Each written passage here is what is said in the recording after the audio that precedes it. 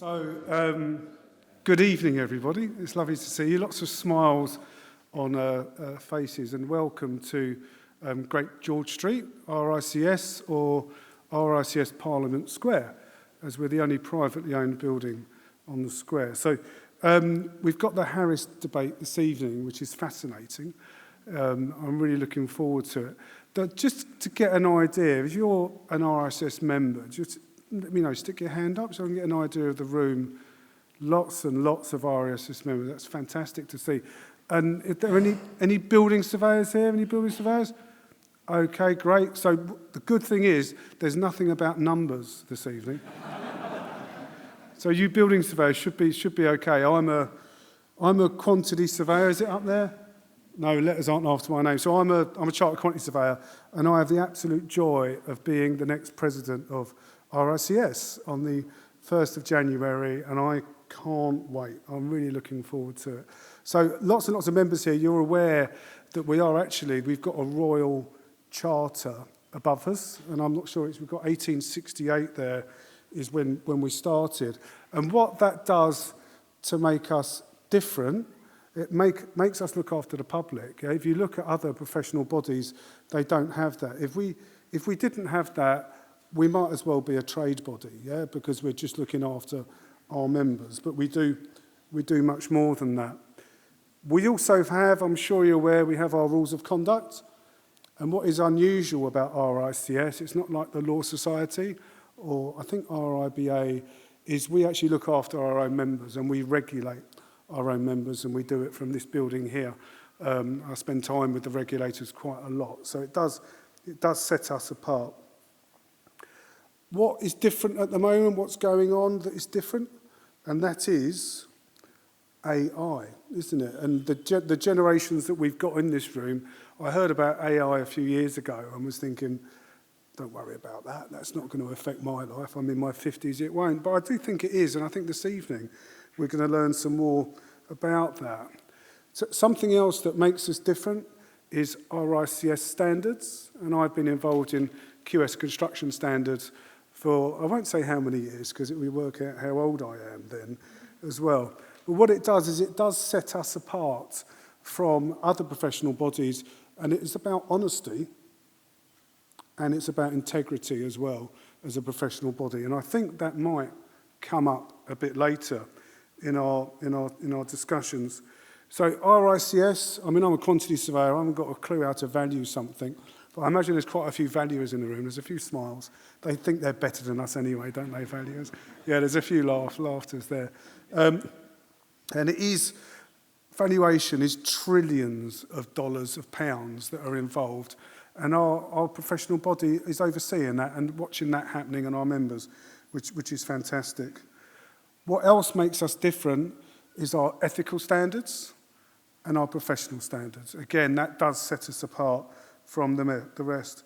So how are we going to do this? How are we going to embrace AI and make AI work for us? I don't know. I haven't got a clue. I'm only a quantity surveyor. So what I'm going to do is I'm going to leave it to our panel this evening. And the leader of that panel is a lovely chap, Michael Bishard. And I've had the pleasure of knowing Michael for a few years now, and not just on a professional level, but on a personal one as well.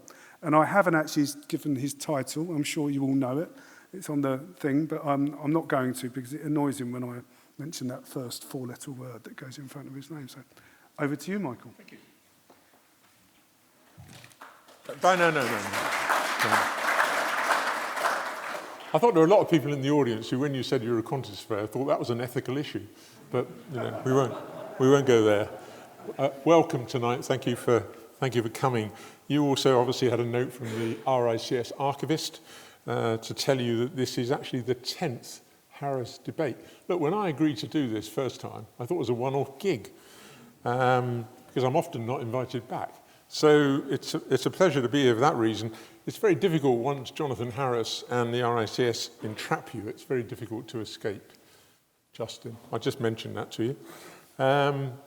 No, in all seriousness, I wouldn't want to escape for several reasons. First of all, Jonathan is a very close friend of mine, and I enjoy his company and respect him a great deal. and it's good to have him here tonight. Secondly, because my relationship with the RICS, as some of you will know, has developed somewhat since I started chairing this debate. And the third reason, probably the most important, is the subject of ethics is probably more important now than it was when we started out.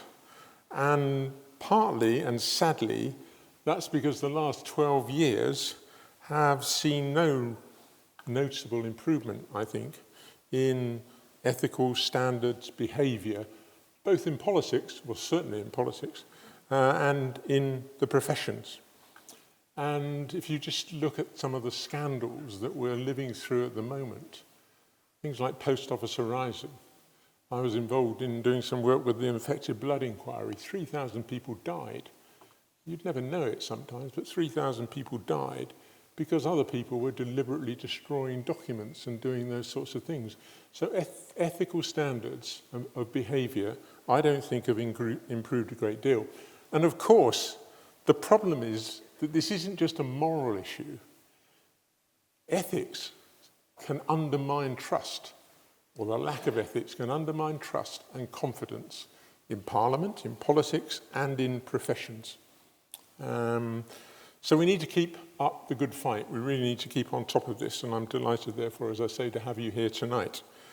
I've been told that there are some inescapable issues of housekeeping that I need to tell you about. One is that the Wi-Fi is supposed to be on the screen, but it's not, but it will be in a moment.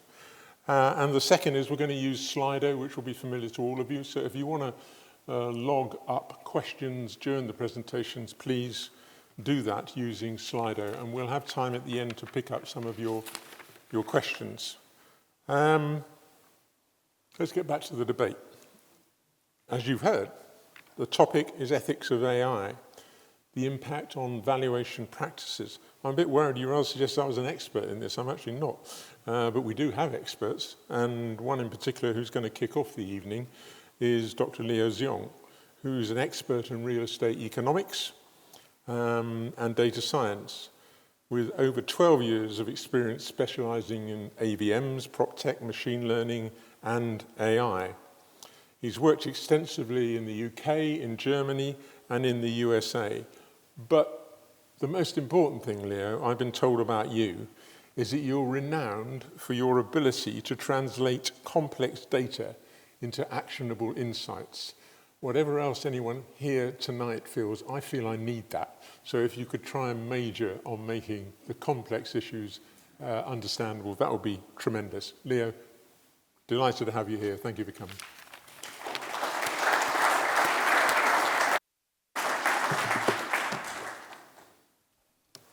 You know, the funny thing is, that line was written by AI. I didn't. So when I was passing through my self-bio to the ChatGPT, GPT suggested I should add in that, which I would say is only half true. Sometimes there's just no way of simplifying things. I hope we can go just directly to the slides. So today, I'm no expert in ethics. Well, I'm by training an academic. So I would like to look at things at its the most fundamental level. So what I'm trying to do, hopefully I can achieve, is to lay everything bare, put the foundation up so that we can have a very productive discussion later on with our experts in the panel. So when I look at the AI, so obviously I've been doing a lot of research for long and for various topics from prop tech, and I am sorry to brag about this, I'm old enough to remember some of the older AIs that we hyped about before. As early as in the 1960s, when the computer is as big as a room, right? We talk about, oh, AI taking over. The comics is about robot doing this, right? We have all seen that. The pioneer, one of the pioneers in AI is actually a brilliant English gentleman named Alan Turing, right? He developed Turing test to detect what's the true singularity moment when the AI is ready to take over us. However, from what I see, throughout the history, there are so many hype cycles, but there is no AI come close to passing the Turing test. There's no exception for this version. This version is generative AI from the way I see it. is mostly large language model based on a probabilistic language model that mimics the natural language. It's applied in two main ways. One is language, obviously. That includes code. So code is also part of the language, right? Natural language code is an extension of the language. And another is the image. So we all have seen the AI-generated image by now, for one of which is the leading is the DALL-E. So I played with it.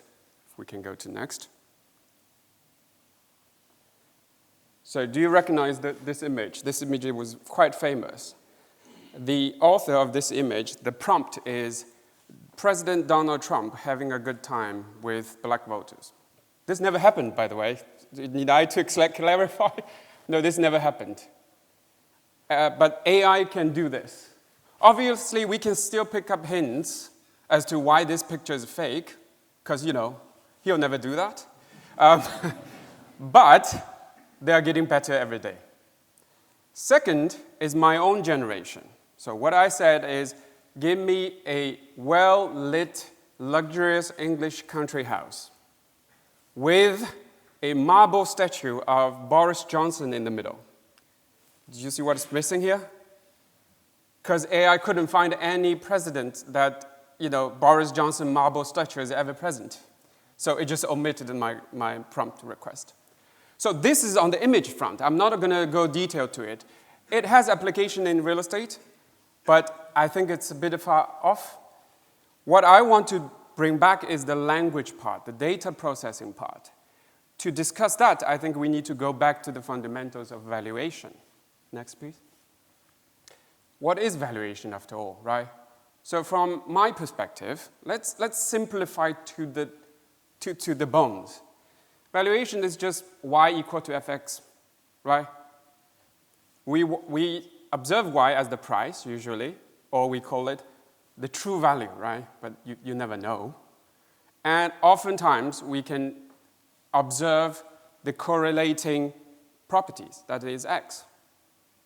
Everything you do, sorry to make it sound too simple, is to figure out what is f, right? This function. And there are many different ways of doing that. We've been developing this for more than 100 years, right? Predominantly, there are three genres of model. The first one being the most popular, which is called a comparative model. If you put a large amount of comparatives run in a statistical model, it's often called hedonic pricing model. The idea is that the value of a building, of a property, is aggregation of all the features it can produce, right? That's, I can tell you, 90% of the valuation, especially residential. Correct me if I'm wrong, right? Maybe sometimes I'm just reading too many academic papers, not too in touch with the reality. The second part is actually the cost approach, which used to be much more popular, but nowadays it's a bit unreliable. It simply says, okay, how much does it cost me to build it? I charge reasonable profit margin. I'm willing to sell at that level, right? Very straightforward, has nothing to do with the market. It's just I fixating on myself. Simple approach, but hardly used anymore.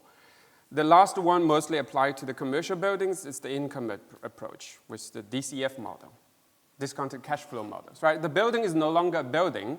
The building is a service provider of built environment that generates cash flow every year. And this cash flow, if you manage the building properly, maintain it properly, is supposedly indefinite. Therefore, the simplest version of DCF is almost similar to a perpetuity evaluation in finance, right? Which is the rent over the discount factor, which you would call it cap rate, right? That's very straightforward. But to arrive at the key parameters of that approach is often very difficult. So, sorry to bore you. Next. Now, what's the problem with that, right? Why is it so hard to get this function right? Well, to begin with, there's a critical issue with the data quality. I'm sure you'll always encounter that on a daily basis, right?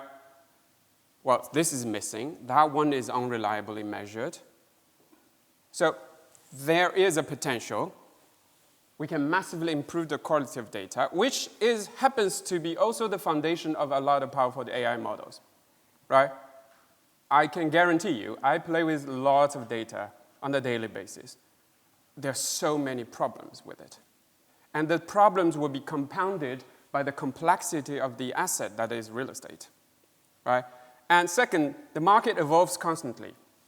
As soon as you figure out the model, you're already late, right? This month's market is different from last month. And also, assets are so different. You can't simply use one model to just force fit to evaluate another model. So that's why a lot of times I feel like there's a bit of art in it, is how to collect your experience with reliable data to come up with the valuation. The fourth one is a bit philosophical. If you think about what is the true value, that it doesn't exist. People pay what they want to pay, right? And then that will be the transaction price. Is that real price or is that the real value? We don't know. We never know, right? I often joke there's a very ugly building in my village back in China.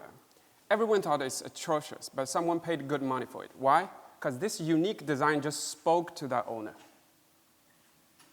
I dare AI to find that out anytime soon, right? This definitely requires an experienced surveyor that knows the heart of the potential buyers, which that data doesn't exist anywhere and will never exist anywhere in the future neither. If that does come to fruition, we are all gone, okay? It will be all the AIs buying new buildings from AIs, right? We will be biofuel. Sorry about the metrics reference. Fifth, that's in more the application problem, that the model accuracy doesn't equal to individual accuracy, which is a totally different thing, right? For instance, if you're a mortgage lender, you want the model to be accurate in the statistical sense. But as an individual seller or buyer, you don't want to be the one that the valuer got wrong, right? But by statistics, someone will be wronged. So this is the problem I think we're constantly facing. Next, please. And I think we can skip this. I covered most of it. So mostly it's two categories of variables we collect as surveyors. The location plus the building, right? The building itself doesn't have any value if it's placed in the middle of Pacific. So when you think about that, then the dimension of data you have to collect explodes very quickly, right? Is the building close to park? I have kids. I want my kids to play in the park, right? Is it close to CBD? Are there shops, restaurants, grocery shops? That's at least 10 to 20 variables you need to collect if you want to truly go for a data-rich valuation process, right? Or then on the building, does it have balcony? How big is the garden? Right, how's the insulation? What's the energy certificate? That's another 20 to 30 variables. Quickly, you have 50 variables you need to collect. You need to make sure those are reliable. Then on top of that, I said market moves, right? So you need to add another dimension to the pricing practice. When that all put it together, how many can you find the reliable comparables to feed into your comparable model or hedonic pricing model? I couldn't find. I tap into all type of big data I could find. Sometimes there's simply just no transaction for you to anchor your valuation on. Then what do? You have to find the assumptions to use longer, way back transactions to back it up. Or the art of the deal kicks in, say, you know what, I have the feeling this one should be at this level. And then you will be the market maker. Right? So in this case, experience still matters a lot, in my opinion. So next. So this is a quick, I joked with Andrew that, on the left, this is a statistical model prediction. So this is the research I did back in University of Oxford. I was a research fellow at the Said Business School. We did a horse race between two models. One is a very simple statistical model I built on the London data. The other is a partner of ours. He uses a boosted random forestry to do a machine learning prediction. So the game like this, you take all the transaction data in London, We stop at 2018. We observe 2019 price. We train up to 2018, and we use the model to predict every transaction in 2019 to see whose error term is better. So this is the graph you're seeing. You see that machine learning obviously is better than statistical model, right? A lot better if you look at the standard deviation, but still substantial, right? So the mass versus individual accuracy problem is still there. I think we should also still pay more attention to the machine learning. There's still innovations to go. So jokingly, I said this is more like an ex-wife of AI. You know, it's no longer sexy, it's no longer attractive, but it's still, you know, taking care of your children. Sorry. Next. Sorry. Poor taste of humor. So now quickly bring back. So we have seen all the details of valuation. So what can AI do? So this is my understanding. Can AI increase the number of comparable transactions? No, market is market. Unless AI massively hallucinates, manage to mimic fake transaction records to sneak them into the database that we use. Otherwise, no, right? Can AI generate a better model to do price assets? No. As you said, couldn't even figure out a marble statue of Boris Johnson. Good luck using AI to come up with a machine learning model, right? No. Well, not yet. I don't know about the future. It can be scary. Can AI increase the quality of data input? On that, I would say definitely yes, right? So generative AI can use its natural language ability to fill in the missing data. That's already making our life a lot better, right? Or gathering the data that is otherwise impossible. For instance, pattern recognition. If you think about your daily usage of Zoopla or Rightmove, there are pictures, right? Nowadays, what do? You see it, you codify it in your brain subconsciously, say, this is a nice property. It's going to sell above market average. In the future, what can do? You pass all the picture to AI. The AI does pattern recognition. Let's say collect the paint color, decoration style, furnishing style. Then you can use that to pass into your model, and then the model can incorporate that. Therefore, partially, this qualitative assessment that we are doing by us for now can be taken care of by AI generating more data for your model, right? Remember that X, the more X, the merrier, right?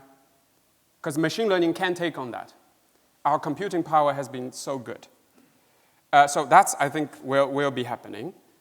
Third, AI can also help you navigate current database more effectively. So what's more powerful in AI in this iteration is that it understands things so well. It doesn't have the ability of reasoning yet, but it understands so well. Nowadays, if you have to do valuation, you still have to gather the relative, the relevant data to support your valuation. You can't just do this, right? No one does this. You still gather information. Those information are often scattered, hidden in a big data set, or uncollected. I think AI will be able to help you on that. I'll show a live demo if my server doesn't shut down later. Can AI give you an accurate price of any grain price? No, right? So our job is safe for now, but I don't know about the future. Next, please. So this is a very funny cartoon. Even that does happen, would you want to use GPT? Or do you want to use AI?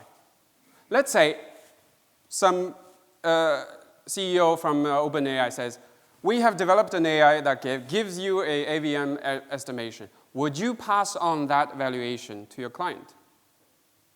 Right? Or would you do what they are doing in the cartoon, worrying about what's behind it? Because remember, one of the main criticism we are giving to the machine learning before was, oh, it's a black box. I don't trust it. Right? I think you must have heard of this phrase before. However, it's not lessened with AI. Somehow we are so welcoming, right? Have you heard about the black box effect of AI? Less frequent, right? Next, please.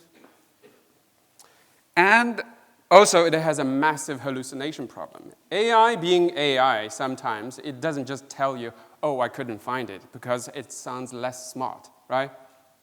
What does it do? It hallucinates. It generates something that doesn't exist. There's a famous case in New York, I think a lawyer was using AI to generate precedent cases. The AI just made up one. And the lawyer got deep trouble. How are you sure it's not doing that when even an AI AVM is available for surveyors? Right? Where's the confidence? For instance, I did as simple as this. Baby peacock. Google image search. Today, you can do that now. Do you detect anything problematic here? What about that white one on the top right? Should baby peacock look like that? No, that's the derivative nature of AI, right? Well, peacock, feathers up, all majestic.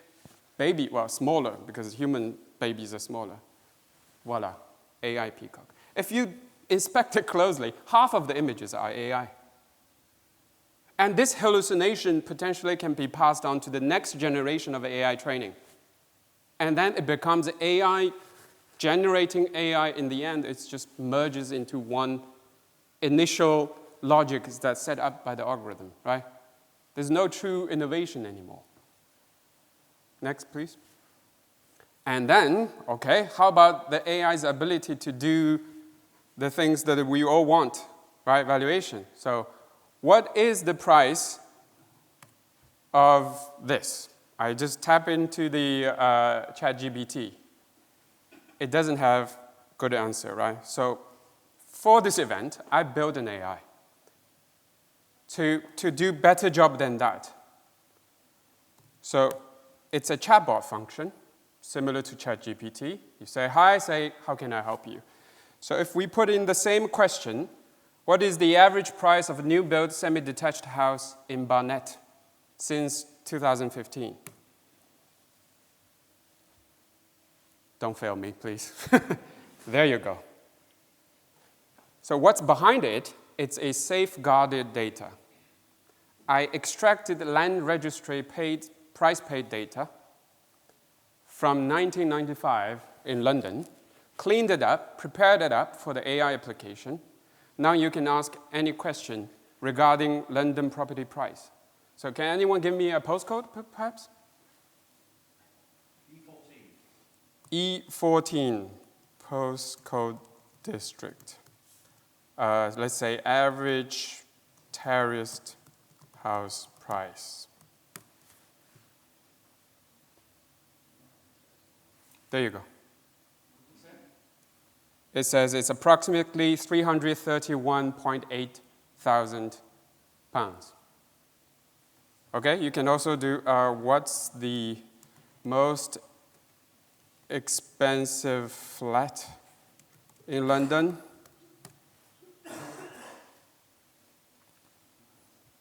Okay, that's Hyde One Park, is that right? Yeah. It costs 160 million. Jeez. I wonder how many years I need to work for that. So, you can play with it. I'm paying for the GPT. Don't overuse it. But this is what we can do. So what I'm showing here is that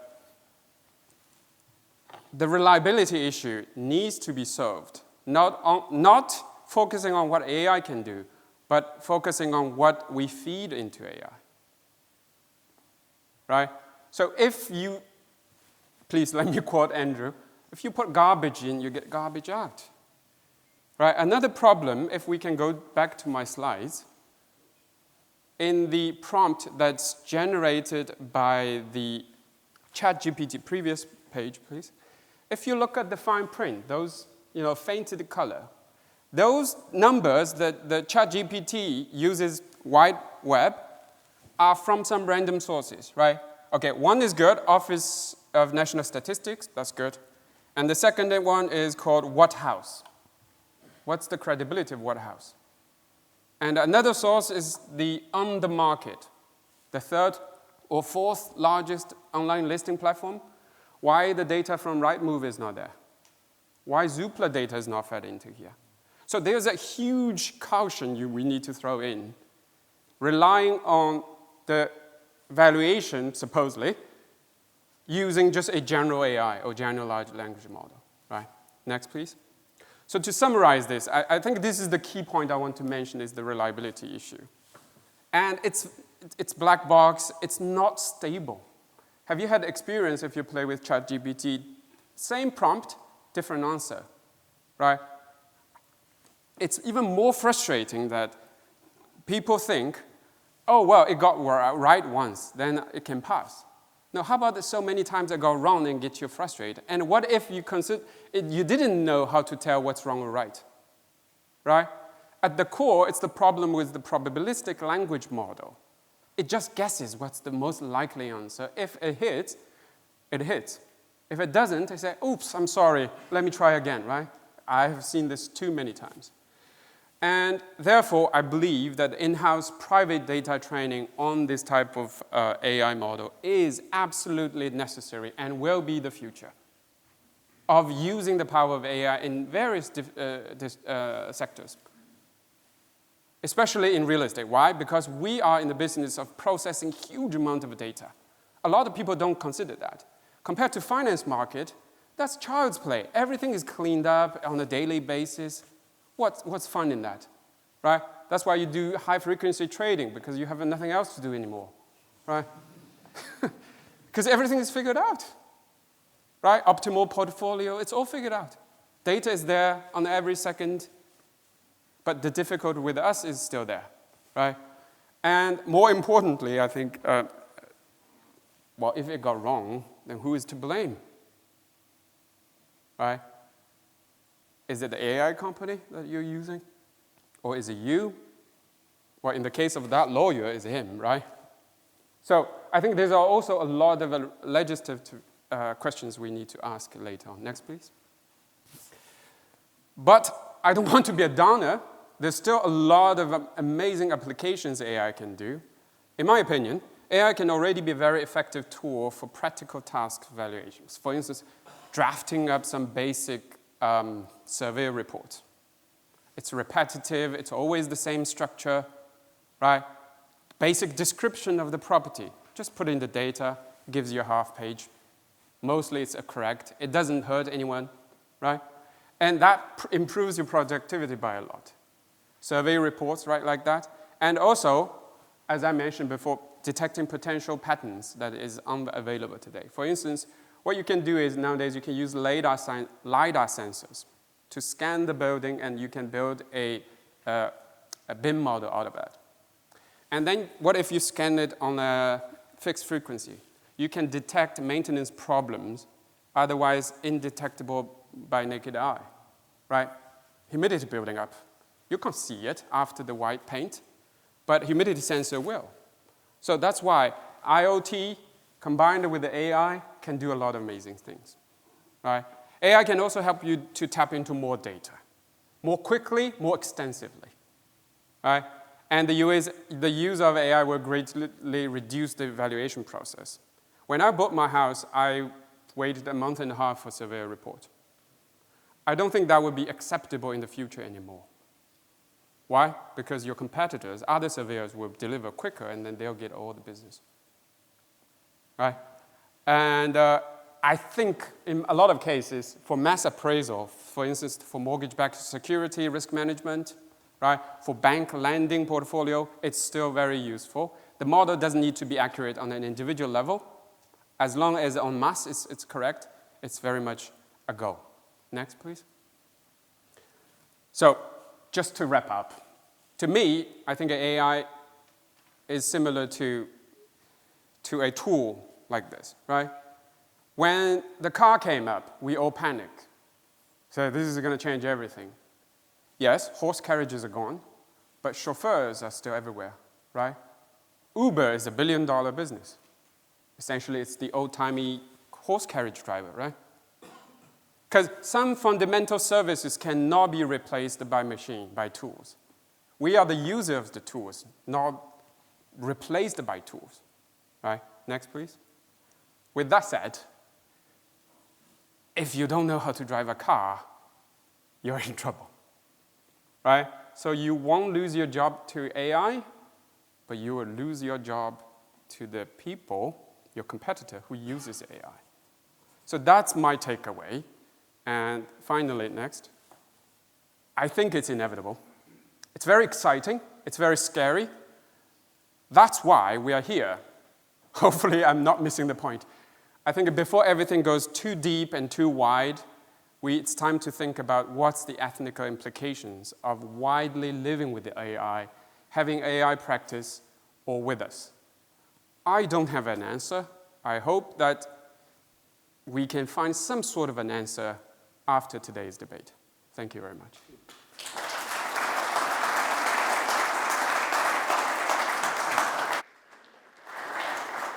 Let me take that. Leo, thank you so much. I'll speak from here. Thank you so much. I understood that, so everyone else will have had no problem at all understanding it. We've now got a panel looking slightly nervous at the moment, but I know how good they are and how much they're going to contribute. What I'm going to do is ask them each to come up and just introduce themselves one by one, not all together. We're going to start with you, Nick Knight. And then say just 5 minutes, no more. Well, it certainly won't be 5 minutes. Hang on, I haven't finished yet. Sorry. Right? Justin's left. I was going to say to you, Justin told me before we started that if people overrun, he has a pair of scissors and he cuts their tie off. What he hadn't factored in is that none of you are wearing ties. So you've actually got as long as you like, but 5 minutes would be great. Thank you very much. Just tell people who you are. And good evening, everybody. My name's Nick Knight. I am Managing Director of CBRE in the UK. I'm a valuer by trade. I oversee the valuation team, and I'm also very privileged to be the chair of the RICS Valuation PPG. So I use, and the team at CBRE use AI every day for valuations, but we don't use AVMs. So I'll just leave you with that, and we'll return to that a bit later. Okay. Right. You've got a bit more time. Claire, do you want to come up? I might come back to you at the end of this and ask you to develop that a little. Claire. Mine won't be 5 minutes either. So hi everyone, I'm Claire Grimes. I head up origination for GRE Finance. We are a private credit lender in the UK market and focusing just on real estate. We lend across the whole spectrum of real estate asset classes, so anything from kind of residential houses, sites pre-planning, all the way through to hotels, offices, retail, and more nuanced sectors such as self-storage and petrol stations. I am a chartered surveyor as well, having done the APC a few years ago. We, as a business, we use AI in our business in terms of kind of processes and things like that. As a lender, we struggle with how fast the industry has moved in terms of moving towards AVMs. We'll obviously go into it in more detail later, but the lending market is super crowded, as I'm sure lots of you in the room know, and actually the use of AVMs coming through the market has made a lot of lenders increase their competitive advantage very rapidly, and actually us as a lender, we're not using it, and therefore we probably lose out on a number of transactions because we're not adopters of the AVM model. But actually for us, a lot of what we do is very nuanced, very different. As I've alluded to, we obviously lend into sectors where the assets aren't homogenous, hotels, retail units, offices, and stuff like that. So it's super difficult for us to adopt AVMs. But we do use AI, but AVMs aren't something we adopt at the moment. Yeah, sorry it wasn't 5 minutes. Thank you very much, Claire. A bit longer than you, though. And from the home team, to kick off, Andrew Knight. Yes, thanks. I'm Andrew Knight. I'm part of the home team, as Michael described it. Been with RICS for 13 and a half years, and I currently sit within our thought leadership, research, analytics part of the business. Prior to that, I worked in standards, looking at business valuation and data standards. Prior to that, I led our project that was really around engagement with the City of London, financing, looking at the finance sector, all those capital market players where, surprisingly enough, valuation was probably the biggest conversation we had most of the time. My current work programme is kept very busy by AI. It certainly has caught the zeitgeist in the last 2 or 3 years. It means I'm probably out speaking once a week at various events, either to member groups or to other stakeholders to, very much like Leo has done, explain what it is, what it isn't, and the impact it's having. In terms of work streams, I think are particularly relevant to mention, wearing my RICS hat, I'm the technical author of an upcoming professional standard which will be called the Responsible Use of AI. And that will be focusing on a number of the aspects I think that Leo mentioned, not in terms of bits and bytes and turning the profession into Python programmers, but thinking about the real world issues of professional skepticism, reliance, reliability, trust, making sure that we have the right kind of data, because it is still garbage in, garbage out, and also to err is human, but to really mess things up, you need a computer. So we do need to make sure we use this technology responsibly. I'm also going to be producing some practice information looking at hopefully a tour de force of where AI is already being used across the built and natural environment, because it is already very pervasive. AI in various forms has been around for a long time, despite all the recent excitement over Gen AI. I'm also on a subgroup of the International Valuation Council looking at the general issue of AI in the whole valuation process, not just AVMs, and how that will affect future versions of IVS and future versions of the Red Book. So. Thank you very much. Thanks for those contributions. Can I just come back to you, Nick, in 2 capacities, really? One, CBRE, big player. Tell us a little bit how you came to the decisions you came with in CBRE. The second issue is you're chairing the panel, the group, and you've got a lot of colleagues from across the profession. What's their take on this? Yes, no, of course. Well, let me start with the first one, and I alluded to the fact that we're very much pushing the adoption of AI on a daily basis through our whole firm, including our valuation team. But to pick up on what Leo said, we are using it as a tool, as an enabler. So the type of things we're using it for is to drive efficiency in the valuation process. I mean, I don't want to be too disparaging about the AI chatbot you valuation tool you built, but without getting technical about the Red Book, it doesn't meet the standards required. And as we know as valuers, there's a lot of aspects to the valuation process. There's a lot of data that we have to process, read, summarize, and derive insight from. We use AI to help us summarize complex documents. We use AI for basic things like meeting minutes. One of the key aspects of valuation at CBRE is the interaction we have with our agents out in the field who are real-time doing transactions. We get them in a room and we have a debate, as we've done for years, but we use AI to effectively be the minute taker in that meeting, and we use AI to turn that into very digestible information that we can disseminate across the valuation group. Huge time saving for things like that. We've spent a long time looking after our data, our valuation data going back years. We have an AI model that helps us derive analytics over time from that. But we are not using AI to give us the answer. And the primary reason we're not is because, and it goes to the whole theme of this evening, as we saw in a very simple format, for valuations to be credible, they have to be very well researched and they have to be very transparent. We have to give some advice and be very transparent about how we got there. You mentioned black box effect, and a lot of the AVMs that we've seen out there in the marketplace, they give you an answer but without any real indication or real ability to delve down and understand how that answer has been arrived at.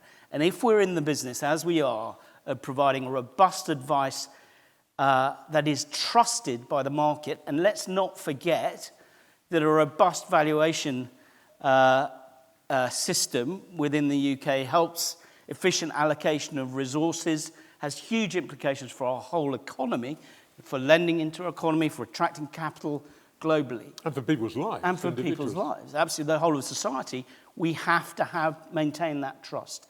And at the moment, there is a real black box effect around AVMs. And so whereas the view that we take is that we will use it as a tool to help us in the same valuation process that we've always undertaken to help us save time, to help us, as you said, consider more data sets. But actually, it is still our judgment, and it's still vitally important that we are able to explain exactly why we arrived at that conclusion. And sharing the panel, Yeah. is that a view shared widely? So I think, to be frank, I think there is still a bit of fear out there about AI and AVMs in particular. I still think that there is a fear that AVMs will somehow replace human judgment and will take over, and it will be difficult for the profession. I very much subscribe to Leo's point that the danger comes from someone using AI better than us, and I think that applies to an individual valuer, but I think it applies to us as the profession, as registered valuers. There are big tech companies out there who have mastered this space, and if they decide they want to lean in and they want to take this from us, they will be able to do that. And it's up to us to use the tools to stay ahead of that. I think to answer your question, though, I think there is some trepidation out there. I think people are slightly confused about how to use AI in their daily lives and wary of it. Without opening up another can of worms, the average age of the valuation registered valuer membership is, put it this way, I am below average, which is quite frightening. You're a diplomat, too, aren't you? So I think there is an issue there that we need to demystify AI. We need to democratize it in a way and explain its benefits and dial down the fears. And I would, but within the group, we are actively considering it and sharing use cases. And that's a really important role for RICS, isn't it? Andrew? Yeah, I mean, and hence why we're doing this standards work, and it's probably worth clarifying that the whole kind of stance that RISS probably have on AVMs from a Red Book perspective. The challenge with AVMs is it's an umbrella term that covers a lot of different approaches. And we've also got to remember, as valuers, you're valuing lots of different asset types. And clearly, you look at something like a complex piece of commercial real estate, and that's an entirely different use case from looking at a homogeneous set of multifamily in the US or terraced properties in whatever the postcode you had there, Leo.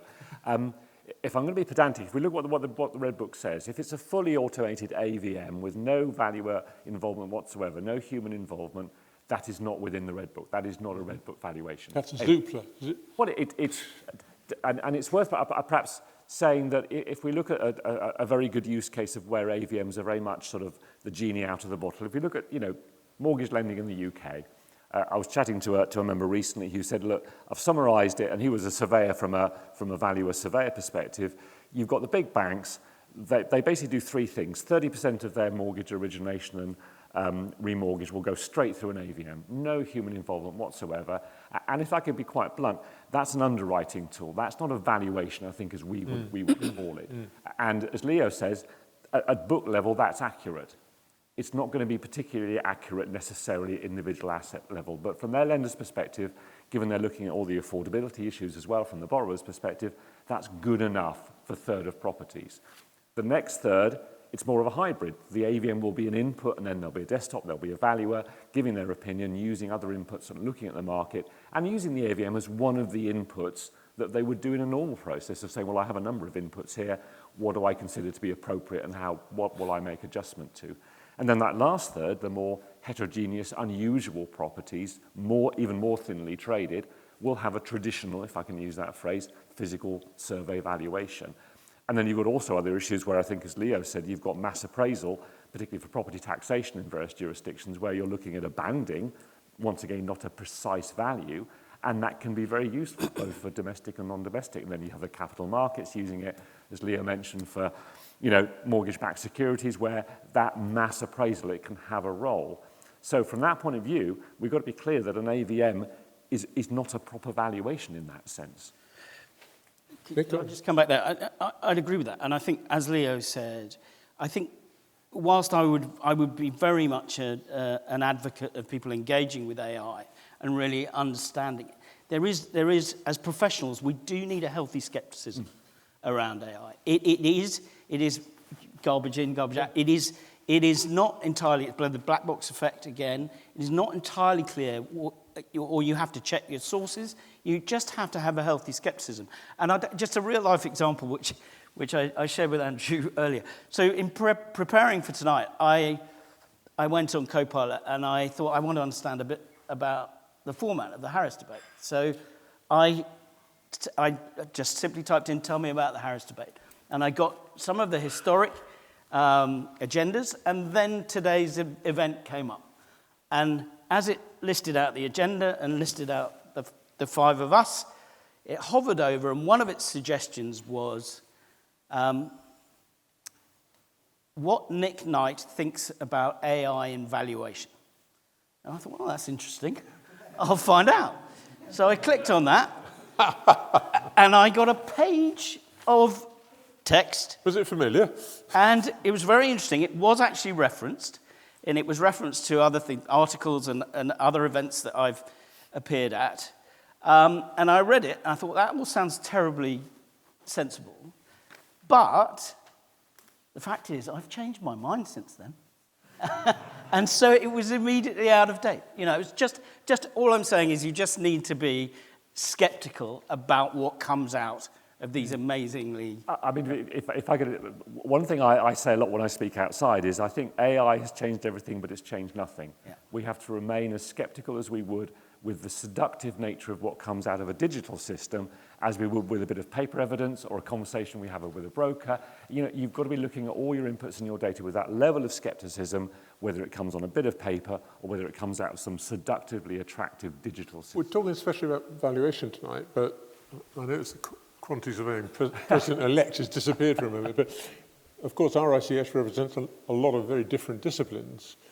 I mean, how's this being handled? Do the issues differ greatly? I think in a funny way that they're actually powerfully the same. You've got the same issues of AI being, on the one hand, an incredibly good productive tool to do some of those basic tasks that Nick talked about.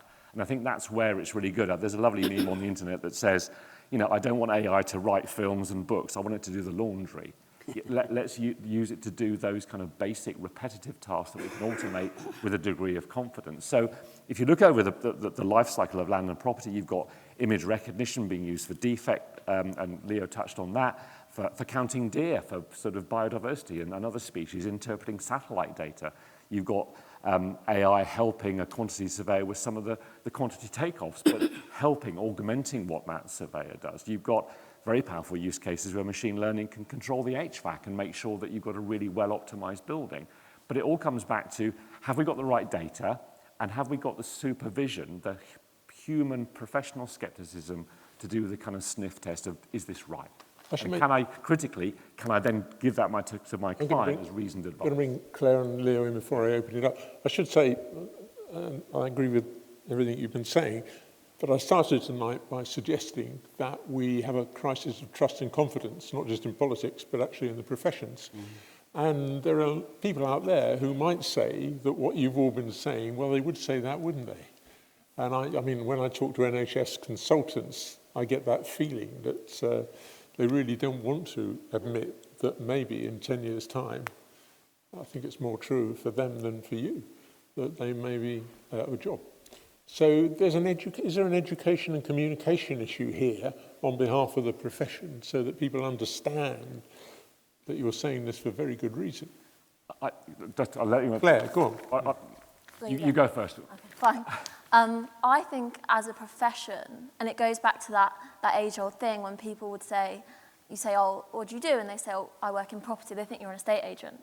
All the time. Happens all the time. They immediately default to you're an estate agent, that you go in, you know, unlock doors and show people around houses. And actually there's a huge like infrastructure and market out there, which is not just residential houses, which can be more AVM, if that makes sense. And actually it's teaching people that the real estate market is so much more than just some houses. Do you see what I mean? And that's always a really important point to note and to highlight, because the industry isn't homogenous.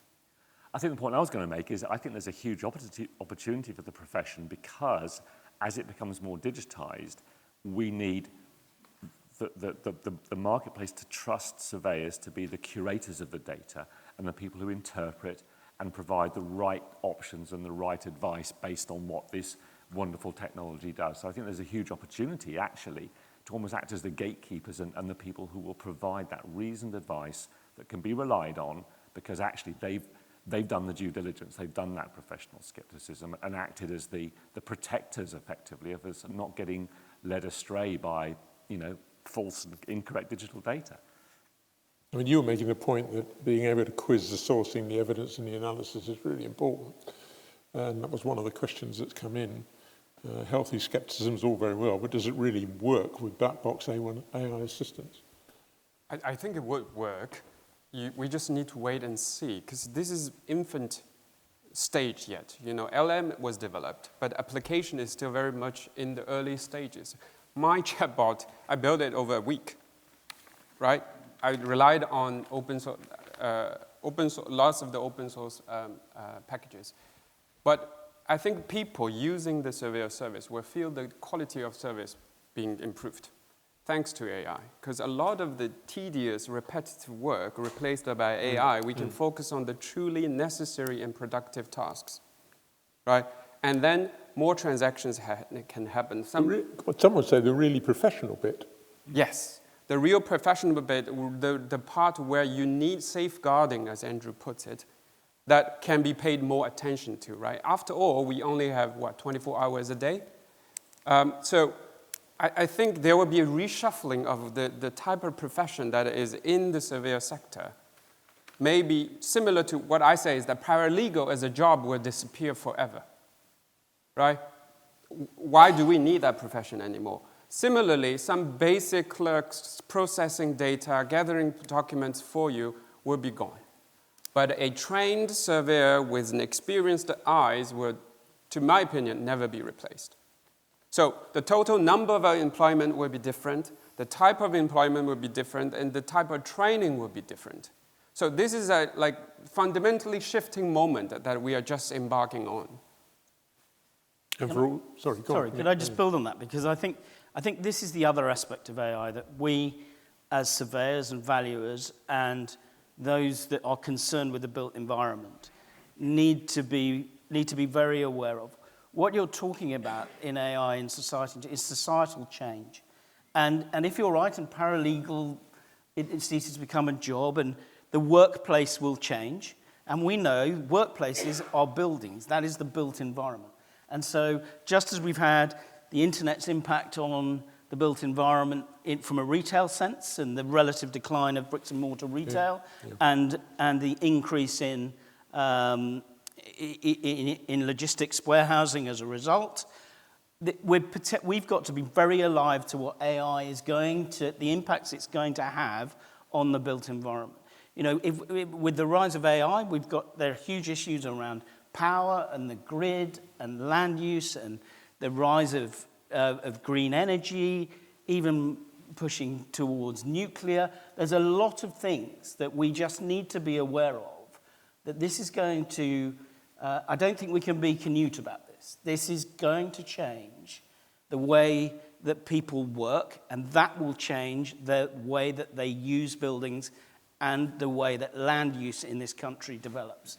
And I think as people concerned with the built environment, we need to be very alive to that. It's a different point, but I think we have to think this through. It's one of those issues, actually, when I was working with RICS, I never felt that they gave enough attention to. I'm always inclined to bring in our sponsor, because I know, Jonathan, this is something you have talked about for quite a long time. Do you want to say anything in response to that last point? You'd need a microphone. While you get a microphone, and you can have 2 minutes thinking, Claire, is there anything else you want to pick up that you violently disagreed with, agreed with, that Leo or the panel have said? There was a point I was going to touch on in the questions, actually, but I'll touch on it now. And I think what you've just said, Nick, about real estate is there's obviously in certain sectors been a real kind of seismic shift in how those sectors operate. So, for example, offices, for example. No longer do you get an office which is let on a 10, 20-year lease to a big conglomerate, and none of that really happens anymore. Offices are let typically on much shorter terms, up to 5 years, and there's much more, people talk about, the hotelification of offices, and that's basically offices that offer an experience. So, and that's a thing that people have talked about for the last few years, but it is a thing now. And actually, I think AI and any type of automated valuation model just doesn't take account for the kind of the operational nature in those sectors which now exists. Offices are now an operational sector. They're no longer just an income stream for investors and for funds. And I think AI just does not account, and I'm sure you agree from a valuation perspective, AI just can't account for those nuances, and they can't account for those demand drivers which exist in specific sectors where there has been a huge shift towards them being, operational. We saw it in PBSA, and it's now offices. We're now seeing it much more in things like industrial, where there's sectors like self-storage and things like that. And I think that's where I just don't believe AI or automated valuation models will be able to kind of compete, and we'll still need, reasoned advice from very good valuers who are very, very good in their specific sector as well. They know those markets inside out like the back of their hand, and that's where I think, from a lending perspective, we never want to be caught short, because we lean on the advice of valuers and we lean on the advice of firms like CBRE, and alike, and actually no amount of AI, however good it is, I just don't believe it's ever going to, enable us to make sound investment decisions and lending decisions if it's in its current guise. Thank you very much. Jonathan, did you want to come in? I'm not forcing you to. Well, I just wanted to say I agree with what you have just said. But most of my life, I've been involved in what should I pay for a property on behalf of a client, or what should I accept if I'm selling a property on behalf of a client. And we have had for years what I call tools to help us, Paris valuation tables. I mean, a long time ago, we had to actually do it all by hand. So I think AI is great, and I think all these modern tools are really important, but it cannot overcome that one thing, which is market nous. Understanding exactly who's around, what can you sell the property for, is it worth selling, what's going to come on the horizon. I believe that still is a function of human beings. I do not see the computer or all these models getting in the way of that. So I don't think at the moment that the experienced chartered surveyor, valuer, dealer, wheeler, advisor is going to be out of business. Where I do think there is a major concern is if organizations that are asking valuers to produce values of their portfolios fail to really understand that that might not necessarily be the true worth of their properties that are being valued. So I think that's where the ethical bit comes in. That's where I think those who are using AI, giving advice to clients and all those things, have to put lots of caution in their advice. Okay, thanks. I want to take a few questions from the room. You've been very helpful at the back by putting the lights on so that we could see what we were reading. Now I can't see anything that's in the room. So if you want to just dim them a bit, I can see who's got a hand up. There's one on the left there. Yes, good. I've got some now, thank you. My eyes are adjusting. You made a brief point about... Do you want to stand up when you're... Yeah. So we can see? There's a point made about paralegals and, I suppose the more junior positions being replaced by AI with regards to maybe some of the more basic functions of, say, a valuation report going together, be it looking at the data sets through discerning quality from specification from location. If you were to replace, those sort of existing functions that are done by more junior members in the team, does that disadvantage those that are coming through the profession now? Obviously, it's a benefit to those that are already qualified, but will it sort of reduce the effectiveness potentially of those down the line that are coming through, and reduce the ability of those coming through to discern for themselves? You're taking away, what you're saying is you're taking away the activities that incomers into the profession, young people in particular, do to help them to gain knowledge and experience.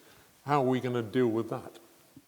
Do you want me to try and attempt that? I mean, if I go back to the early 90s when I started my career, if LinkedIn had been around, my specialist skill for the first 2 years would have been photocopying, undoubtedly. I don't miss those days.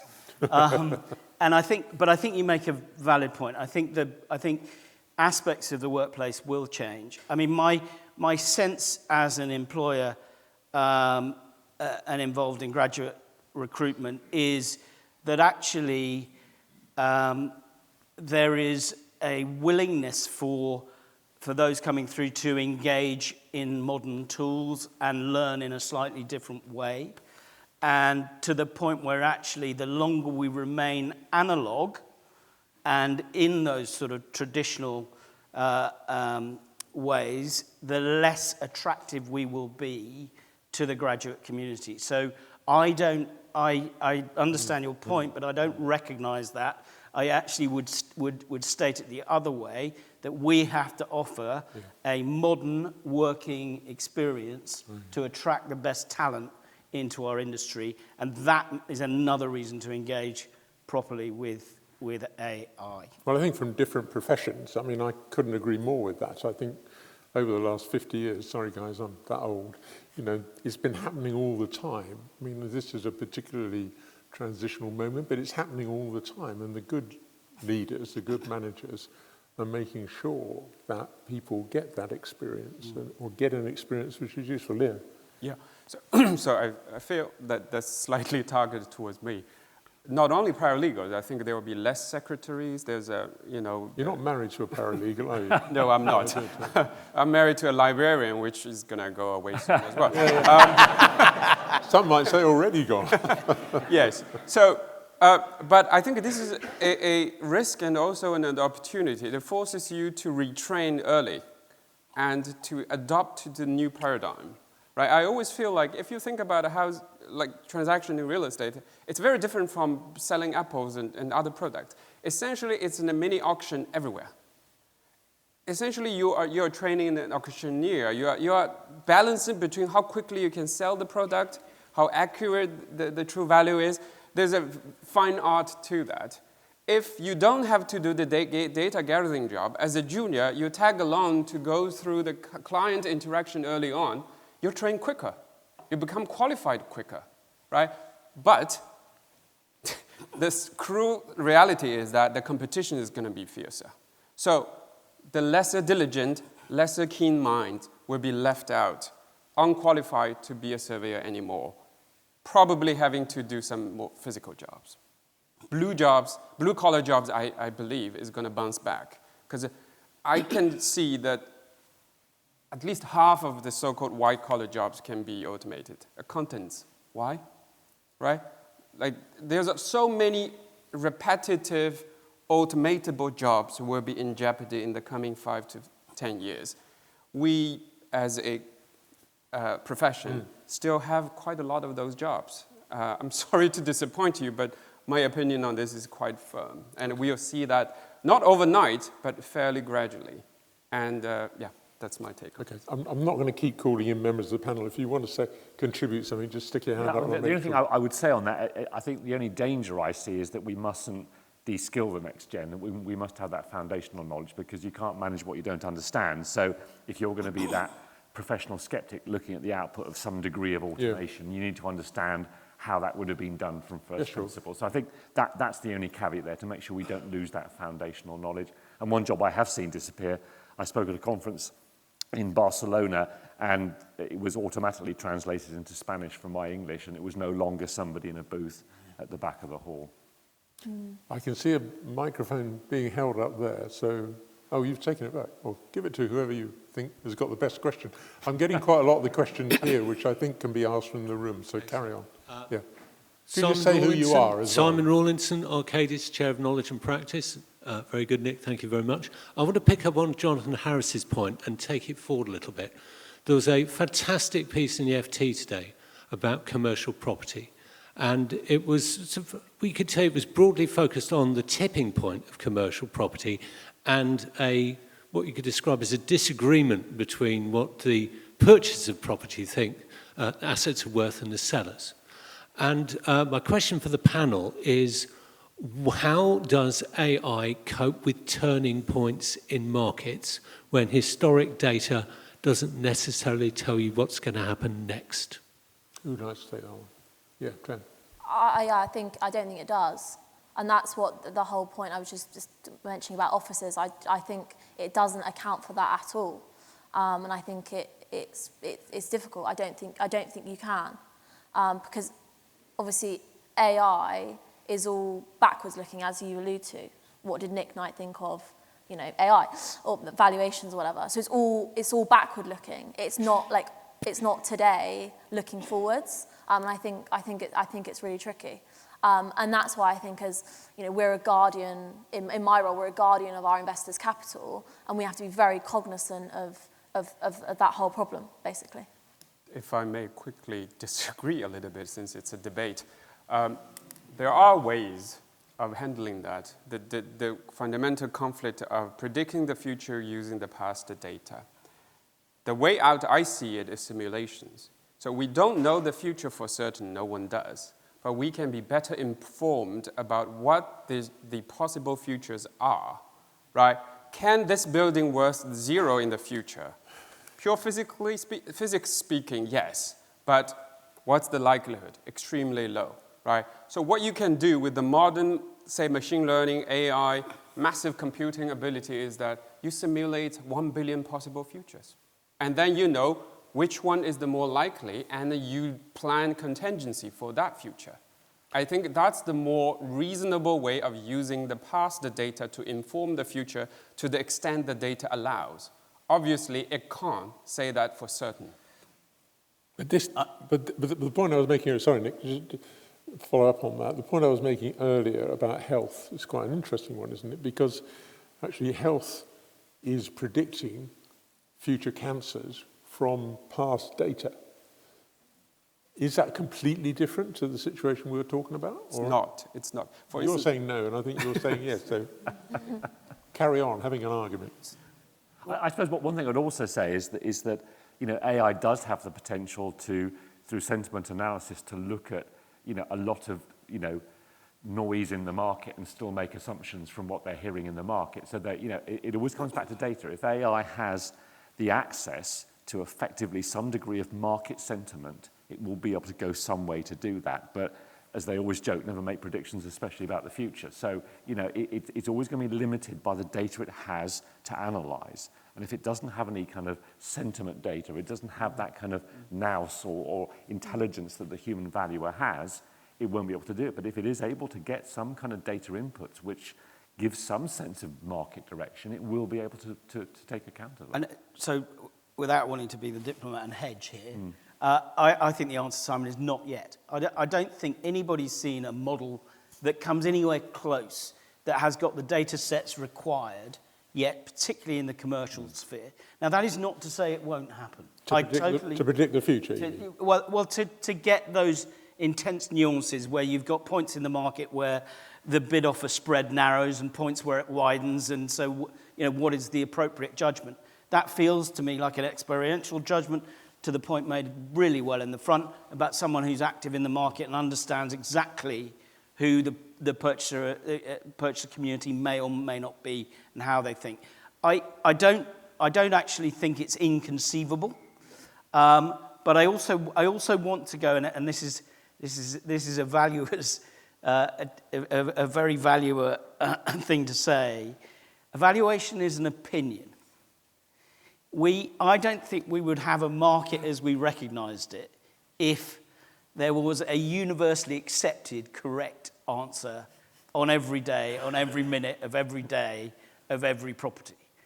because part of every transaction that I've ever been involved in over 35 years, the seller thinks he's getting the best price he can, and the purchaser thinks he's getting a steal.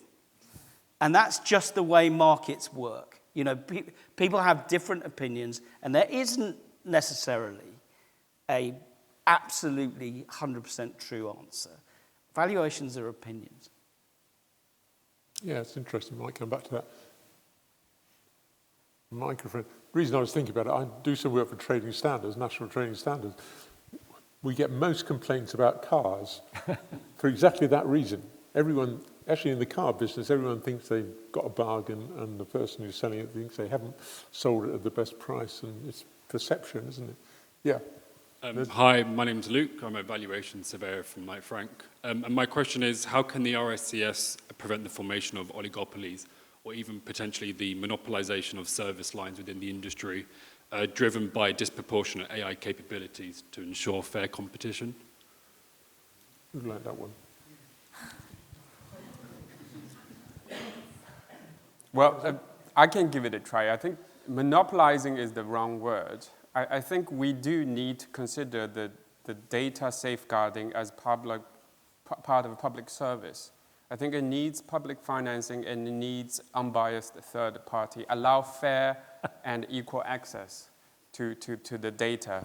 So I think FRICS is potentially one of the institutions that can play that kind of role. Say, I equally provide data at cost, and everyone gets to access it, no matter you're a member or not, and this is the new age infrastructure to me.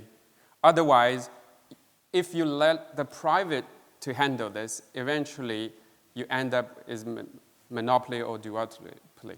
Look at the search engines, look at the beverages, and they start to deteriorate in quality, and they have their own incentive in maximizing profit. So consider this as if the national grid. It has to be a public or a semi-public function. I think I'd agree that actually I'm not saying the barriers to entry to the technical side of AI are that low in cases, but it's more about the data. So, there's a large element of democratization now. You can download models, and if you get some data scientists, they can do wonderful things, but it's more about the data. So I'm going to agree on that point, that it's really about making sure that data is as freely available as possible, given particularly in commercial, the constraints and the confidentiality issues. So, that's the issue, is making sure that data, where it should be open, is open. And in the spirit of debate, I think, look, you raise a really, really interesting question. And I think, on a personal level, I've grown up operating as a valuer in the UK market. And one of the great things about the UK market, it is one of the most transparent markets in the world. There is good availability of data. There's not too much that is protected by confidentiality agreements, and therefore getting, and I think that's fundamental to the robust operation of and a robust valuation regime. But I do think in what we're talking about here, where models depend on data and the rise of open source, I think people are considering now much more closely about just how much data they make available. And I think, I don't think that's played out yet. I think it's a very perceptive question that we might, if we're not careful, we could end up in a situation where people actually, instead of sharing the data, want to keep it much, much closer. And I think that is something that we all need to keep an eye on. I think it's a very good question. Jason from Texas. I'm trying to feed in some of the things we're getting. Jason from Texas, I'll just throw that in. So we've got people around the world here listening tonight. Ask a question which I've been asking myself, and I'm not alone in it recently, and that is artificial intelligence not a misleading name? Because it's not really intelligence. Well, I think as Leo said, it is, and I can never pronounce this word, it's probabilistic. It's doing the best it can from a statistical point of view, and it mimics what we do. And perhaps on a bad day, that's a good thing or a bad thing. So it's a useful term, but it is an umbrella term for lots of different approaches to try and recreate the decisions and the reasoning and the analytical skills we have. And I think there's a debate about the aim of general intelligence. The guy who set up OpenAI and gave us ChatGPT is evangelical about wanting to get something which does everything for us, and we're a long, long way from that, because even generative AI is still pretty novel, it's still pretty narrow. It, it can't drive the car, it can't physically cook for you. So it is a useful term because it's, as long as we understand that it's probabilistic and it's mimicking what we do. Yeah, it's not just about valuation. We could have that debate. I could have that debate with you for a long time. I think it's quite misleading. We have a comment here from Joe Salmon, who says, let's hope the valuation office don't pick up on AI. Now, I happen to know from the conversations out there just now that we have someone from the valuation office here. So would they like to comment on the discussion that we've been having? There's a couple of us here. Oh, yeah, a couple of you. Yeah.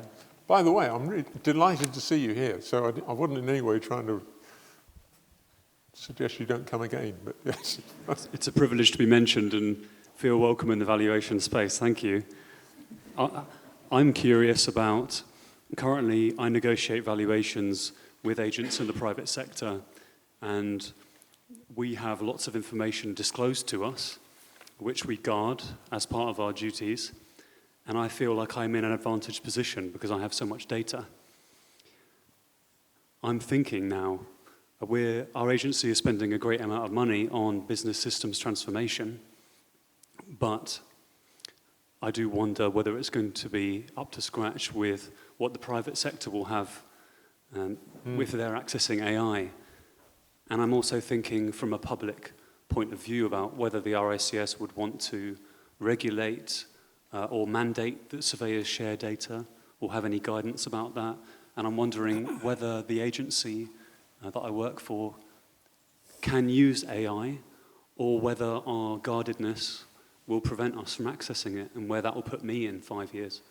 Those are my scattered thoughts. I'm very glad I asked you. Nick, do you want to come in? So look, I think what we're saying is that it's all about the data, and having accurate and well-organized data enables you to capture the benefits of AI more readily. I think the valuation office has a legal protection that the rest, or legal right to data that the rest of us don't have, and I would say that does keep you, give you an advantage. And I think the ability for you. People have to disclose data to you, and when duty to notify comes through, as we expect it to, there will be even more data that you will have at your fingertips. So I think a lot of the effectiveness of AI is driven by access to data. So I actually think you are in an advantageous position. I'd be amazed if the VOA isn't looking at AI deployment. I'm Charlotte Neal. I'm RICS, but I used to be a valuer in the market. I've just used your chatbot because I quite like multitasking, and I was very interested in your debate, but I wanted to test it. I live in a very bog-standard terrace house in southeast London where there is a huge grid of very, very similar properties. And I asked multiple times, based on your data set, which I think you said was from Land Registry, what the average price was for a house where I live in my postcode. And it came up at 40% of what I believe the value of my house is. Now, I might be delusional, but I don't live in a country pile. I then thought, this must be the way I'm asking this question. So I then asked it, what should I pay for my bog-standard house in a grid in southeast London? And the answer was 5% of what I believe the value of my house is. So I hope it is wrong. But the question that I've got really is an observation around that. We're all informed people in this room. There are people who will be using AVMs to rely upon mortgage valuations, et cetera, Are we in danger of actually changing the whole market dynamics and driving markets up or down by using AVMs? And therefore, is there an ethical position, given that RICS members and firms have to follow ethics, to actually try and teach AI or teach those using AI how to ask those questions correctly, if that's even possible? Yeah, it's another form of education, isn't it, in communication? Could I respond to that on a couple of levels? I think one of it, I think you're right, Charlotte, that there's an educational piece there. I think even just if we think of the UK residential mortgage market, it's really important that our ICS make people aware that their mortgage valuation is more than likely just a statistical AVM. So I think there's a huge issue about educating both consumers, because in our personal lives, AI is incredibly pervasive. And I'm going to shame Leo now, because if everybody's been playing with your model, every conversation you have with ChatGPT, how big is this bottle? If you ask it, I don't know, 15, 20 questions in it in the morning... Can you ask them ask AI how to open it? Well, I'll let them... Joke, we're talking about ethics and sustainability here. If you have a typical conversation with ChatGPT, this is a 750ml bottle, that would use 2/3 of that bottle to cool the compute that's doing all this AI. So I'm not saying don't use AI, but, don't play with it too much. But on a serious point, we do need to educate the market about what they're getting when they get some kind of estimate or opinion of value and how that comes out. It's incredibly important. Yeah, I agree. If I may quickly follow up this, I need to define it's less a week. I have not much time to clean up the data, but the data is from land registry.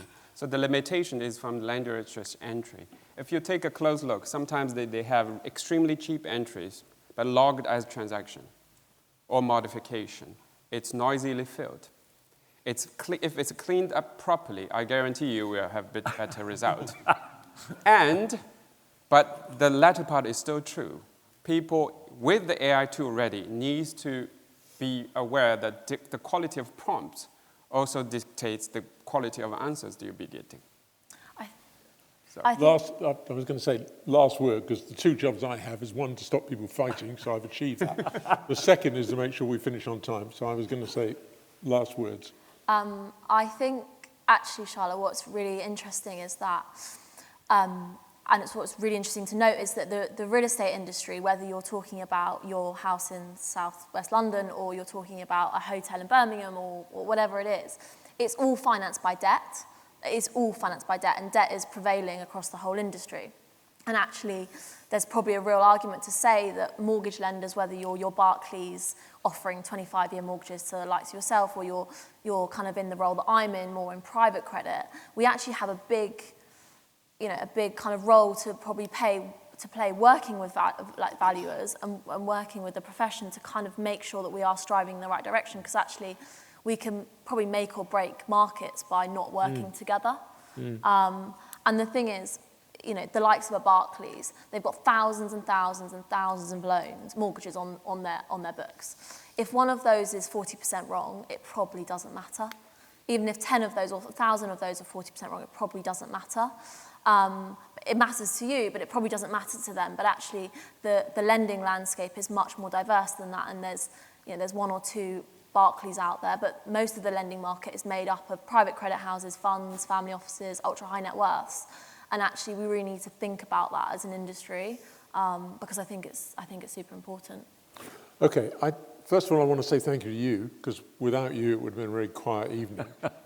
We could clearly keep this going for quite a long time, but I don't know whether Justin's there, but I think he may have been out making the sandwiches, because there's going to be some refreshments next door, and you can carry on what is a lively discussion next door.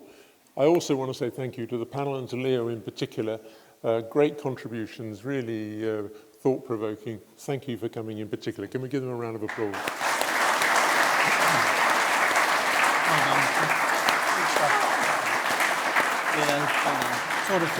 Well done. And I've probably forgotten something important, but go and get a drink and someone else will tell you about it.